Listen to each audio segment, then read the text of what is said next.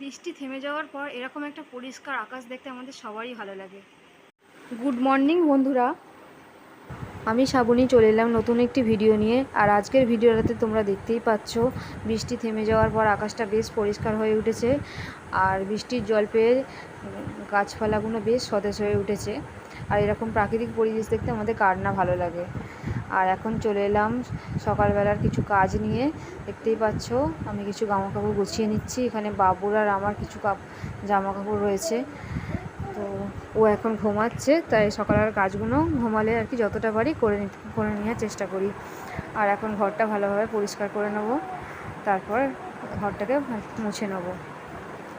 তোমরা দেখতে থাকো। আর তোমাদের বলবো প্লিজ ভিডিওটা ভালো লাগলে লাইক, কমেন্ট, সাবস্ক্রাইব করে রাখো, যাতে আরও নতুন নতুন ভিডিও আপলোড করতে পারি। তোমরা দেখতেই পাচ্ছ।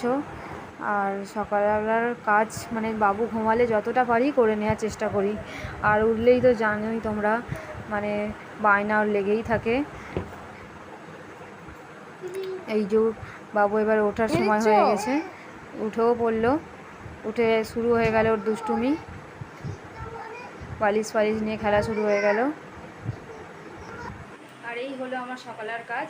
এরপর করবো স্নান করে পুজো করে তারপরে রান্না। চলো এরপর তোমাদের সাথে কথা বলছি। আর এখন ওই বাবুকে খাইয়ে নিলাম দুধ বিস্কুট।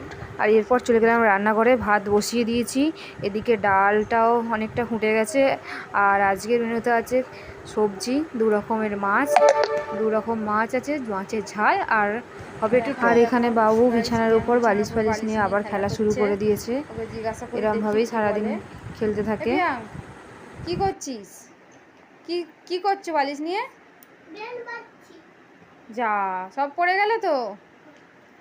কি সাজিয়েছো? কি এটা? ছাদ হয়েছে? কাদের ছাদ হচ্ছে? তোমাদের ছাদ হচ্ছে। আর আজকের ভিডিওটা এখানেই শেষ করলাম। ভালো লাগলে লাইক, সাবস্ক্রাইব করে রাখবে চ্যানেলটিকে, যাতে এরকম নতুন নতুন ভিডিও আপলোড করতে পারি। আর দেখা হচ্ছে পরের ভিডিওতে।